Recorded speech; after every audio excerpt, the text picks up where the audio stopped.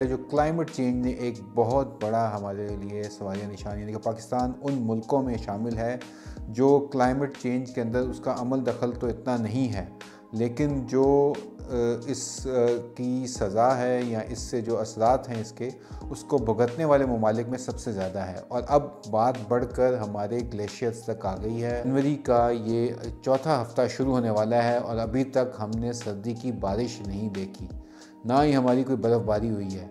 अब जो 320-330 डॉलर पे थी, इस हफ्ते $350 पर मेट्रिक टन की प्राइस आ गई है।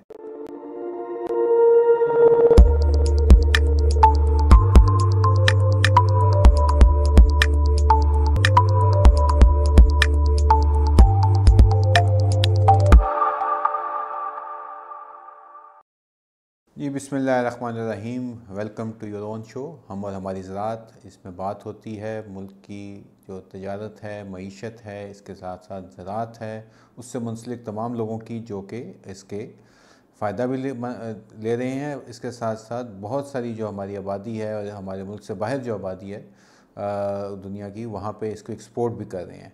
तो उस सिलसिले में हमारा ये प्लेटफॉर्म आपकी खिदमत में हाज़िर है, क्योंकि इस प्लेटफॉर्म से बहुत से जो लोग हैं वो अब इससे वाकिफ़ हैं और इसके साथ साथ इससे हमारे साथ रब्ता भी करते हैं। हमारे जो किसान मददगार, किसान दुकान, कॉन्क्लेव वगैरह के दीगर प्लेटफॉर्म हैं, उसके ऊपर अपनी राय भी दे रहे हैं और इसके साथ साथ अपने सवालात भी भेजते हैं।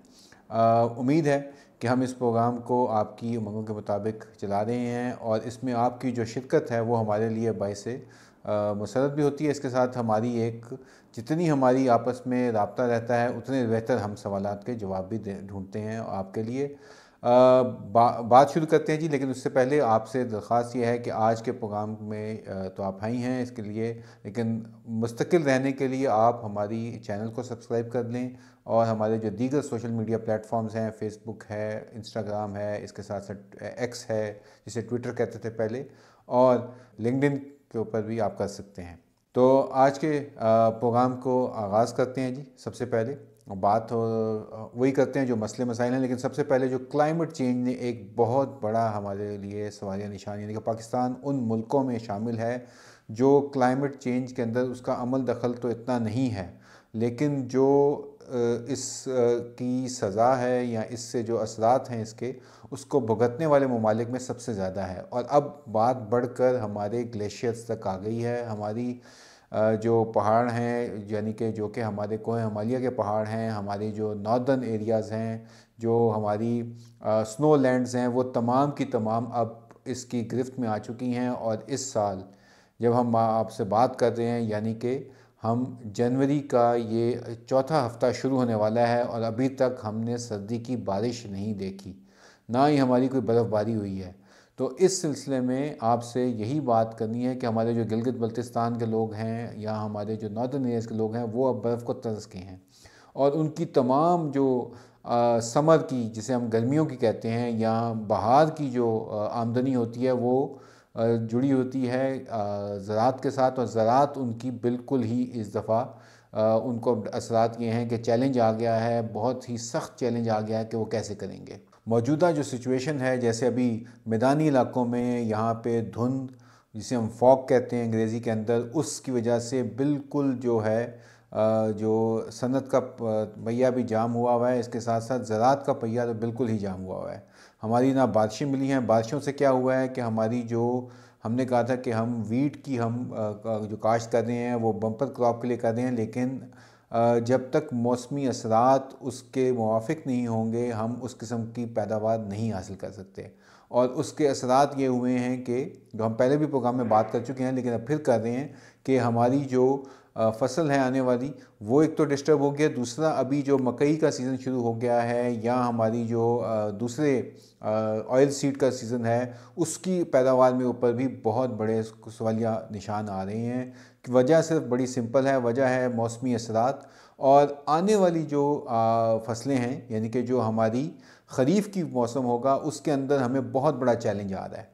बहुत बड़ा चैलेंज क्या है कि जब पानी नहीं होगा तो हम कैसे पूरा करेंगे। हमारे यहाँ जो काश्त होती है मकई, आपको पता है कि वो बहुत ही डिमांडिंग होती है और उसमें पानी की बहुत दस्तयाबी है। नहरें हमारी खुश्क हो रही हैं, डैम हमारे खुश्क हो रहे हैं। इसको भरने के लिए ज़रूरत इस बात अमर की है कि हमारे पास बर्फ़ हो, ग्लेशियर्स पिघलेंगे। कि पाकिस्तान में दो चीज़ें ऐसी हैं जो कि पाकिस्तान में सबसे ज़्यादा रिजर्वायर जिसे कहते हैं, यानी कि पानी के सबसे बड़े ज़ख़ीरे पाकिस्तान के दो जो हैं, एक उसमें ग्लेशियर हैं जो हमारे पिघल रहे हैं, लेकिन इसके साथ साथ हमारा जो अंडर वाटर पानी है यानी कि ज़ेर ज़मीन जो पानी है उसकी भी सतह दिन ब दिन नीचे जा रही है।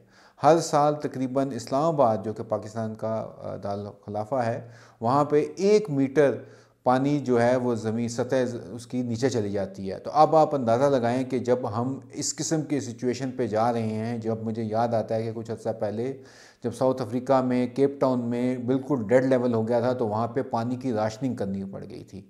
तो ये तमाम पाकिस्तान जो एक ज़राई मुल्क है उसको इस किस्म की सिचुएशन का जब सामना करना पड़ रहा है, और अभी तक मुझे नहीं लगता कि किसी भी, अभी इलेक्शन हो रहे हैं, इलेक्शन में किसी एक पार्टी ने भी अभी तक कोई अपने मंशूर में ज़राअत से मुतल्लिक कोई बात नहीं लेके आए। हमें कम से कम देखने को नहीं मिल रही, यानी कि ठोस तजावीज़ जो हों, जो कि करने वाली हों, ठीक है। लेकिन ये बातें करना, सब्ज़ बाग दिखाना या एक झूठे वादे करना, ये तो आपको मिल जाएगा, लेकिन ठोस इक़दामात की ज़रूरत है। और उस सिलसिले में हम अक्सर ये बात करते हैं इस प्लेटफॉर्म से किसानों के मुतालिक कि उनको किस तरह से हम उनकी दादरसी कर सकते हैं, उनको बेहतर पैदावार दे सकते हैं, बेहतर दाम दे सकते हैं। इसके अलावा उनका जो अपना ये पहिया है, जो उनकी रोज़गार है, वो चलता रहे। और इसको हम एक करामत और एक करने वाला काम जो है ज़राअत को, वो हम सोच के उसको नहीं चला रहे, हम एडहॉकिज़म पे चल रहे हैं। हम लाहौर, कराची, इस्लामाबाद की बातें ज़्यादा कर रहे हैं, लेकिन जो किसान हैं उसके ऊपर काम नहीं कर रहे। तो पानी की ये जो सिचुएशन है, जो ये क्लाइमेट चेंज है, यानी कि जो अभी आ रहा है, इस पहाड़ के नीचे हम आने वाले हैं, इसको कैसे अब देखना है, कौन इसके ऊपर काम करता है, उसका हल बड़ा सिंपल भी इतना नहीं है, लेकिन एक तजावीज़, एक काम नज़र तो आए पॉलिसी लेवल पे। एक मिसाल मैं आपके सामने रखता हूँ जहाँ पे कि आप यूज़ कर सकते हैं टेक्नोलॉजी को। और इसमें एक थाईलैंड की मिसाल, थाईलैंड भी एक ज़राई मुल्क है, उसकी 38% आबादी जो उनसी है वो मुंसलिक है ज़राअत से। तकरीबन 7 करोड़ लोगों की आबादी है, और वो अपनी, यानी कि वो एग्रीकल्चर कंट्री है, लेकिन सिर्फ वाहिद एग्रीकल्चर कंट्री है जो कि साउथ एशिया, ईस्ट एशिया के अंदर जो कि पॉजिटिव में है, यानी कि एक्सपोर्ट भी करता है, इंपोर्ट भी करता है, लेकिन जो एक्सपोर्ट करता है वो ज़्यादा है इंपोर्ट से, फूड की।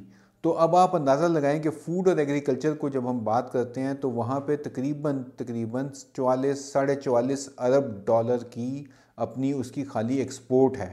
तो हम जो एक टोटल एक्सपोर्ट कर रहे हैं वो इस time 30 billion dollar, 32 billion dollar, 28 billion dollar से ऊपर नहीं जा रहे। उनकी सिर्फ एग्रीकल्चर से मुंसलिक जो चीज़ें हैं वो इसके ऊपर हैं।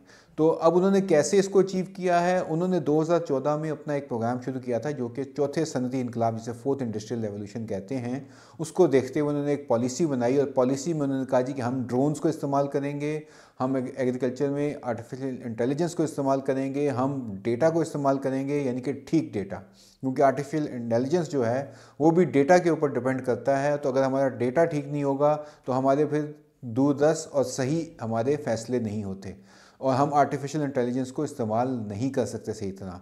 हमारे यहाँ ये चीज़ है कि हम डेटा की कदर नहीं करते। डेटा हमारे पास जो है, क्या वो कितना फ्रेश है या कितना वो ठीक है, इसके ऊपर मेरे ख्याल से अभी से काम करना ज़रूरी है। अभी आर्टिफिशियल इंटेलिजेंस के ऊपर एक हुकूमत ने पॉलिसी बनाई थी जो कि ministry of IT and telecom की वेबसाइट के ऊपर अवेलेबल है, लेकिन उसके अंदर बहुत ही छोटा कंपोनेंट है एग्रीकल्चर के ऊपर।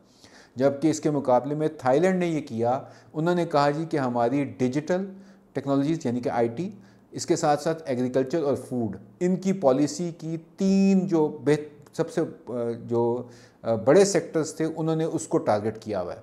हमारी आर्टिफिशियल इंटेलिजेंस पॉलिसी जो अगर है web ministry of IT and telecom की वेबसाइट के ऊपर, तो वो इस बारे में बिल्कुल ठोस किस्म के इकदाम उसमें सिफारिशात नहीं की गई। तो अब गवर्नमेंट के इदारे सूबाई इदारे वो इसके ऊपर काम कर रहे हैं या जो कर रहे हैं वो किसी को मालूम उस तरह से नहीं है। मेरे ख्याल से एक नेशनल रिपोजिटरी प्लस जो इसमें लोग काम कर रहे हैं, प्राइवेट सेक्टर को इन्वॉल्व करना। एक जो बड़ा ज़बरदस्त काम उन्होंने किया था वो ये किया था कि यंग फार्मर का प्रोग्राम शुरू किया। मुझे पाकिस्तान में नए फार्मर्स के लिए सवाए कर्ज़े की स्कीम के और कोई ऐसी चीज़ नहीं है जिसमें कि हम पढ़े लिखे लोगों को एग्रीकल्चर की तरफ लेके आएँ, क्योंकि एग्रीकल्चर में अगर वो लोग काम करेंगे तो इसका बहुत बड़ा बेनिफिट मुल्क को आएगा और हमारी भी तकरीबन 40, 45, 50 बिलियन डॉलर की जो बरामदात हैं वो हो सकेंगी। तो इस सिलसिले में बहुत ये अचंभे की बात लग रही है कि ये कौन इसको लेके चलेगा। टेक्नोलॉजी के लोग बहुत ज़्यादा हमारे पास हैं, वो इसमें काम करना भी चाहते हैं, लेकिन उनके लिए कुछ मराहत होनी चाहिए, उनको कोई सपोर्ट होनी चाहिए, कुछ फंडिंग की होनी चाहिए और इसके साथ साथ उनके लिए मॉडल्स होने चाहिए जो कि ऐसे जहाँ पे जाके वो उनको लैब्स को टेस्ट कर सकें और इसमें मेरे ख्याल से क्रॉस फंक्शनल टीम्स बननी चाहिए और ये बड़ा ही वॉल फुटिंग जिसे कहते हैं कि जंगी बुनियादों पे इस पर काम होना चाहिए।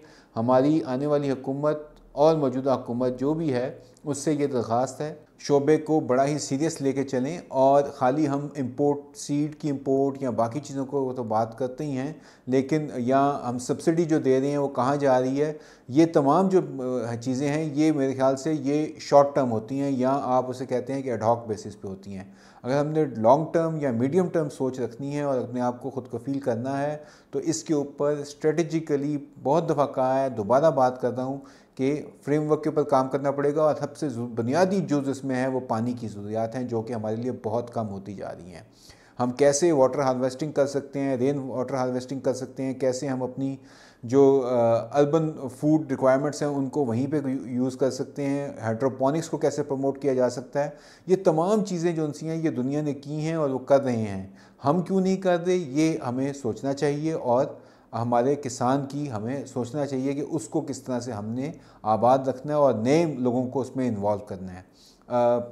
उम्मीद है कि इस प्लेटफॉर्म से आप अपनी तजावीज़ भेजते रहेंगे ताकि हम आपको ये मौका दें, प्लस गवर्नमेंट के लिए भी हासिल है इस मामले में और उनकी मुकम्मल जो है हम ऐसे इकदाम की तायद भी करेंगे, इसके साथ साथ उनके साथ चलेंगे भी।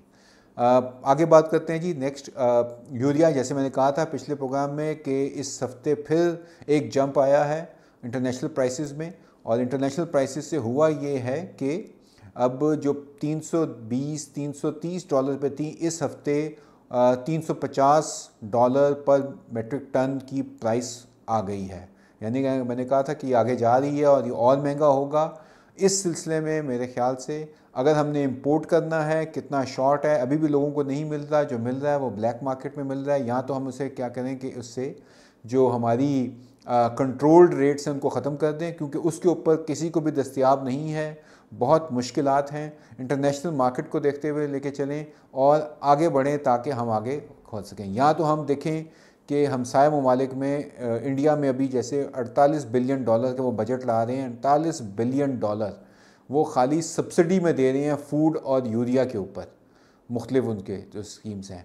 मोदी की गवर्नमेंट है, इलेक्शन में जा रहे हैं वो अपनी किसान को उन्होंने सब्सिडी भी दी हुई है, किसान को उन्होंने लोन्स भी दिए हुए हैं, किसान को वो ग्रांट भी दे रहे हैं और इस वजह से उनकी काफ़ी जो है वो आगे चीज़ें हो रही हैं, महंगाई को भी कंट्रोल किया हुआ है। लेकिन हम जो बेनिफिट अभी उठा रहे हैं वो सिर्फ रॉ मटेरियल से उठा रहे हैं, जो हम एक्सपोर्ट करते हैं, जो करते हैं हम उसको वैल्यू एडिशन में नहीं लेके आते और वैल्यू एडिशन से असल प्रॉफिट मार्जिन कोई और ले जाता है।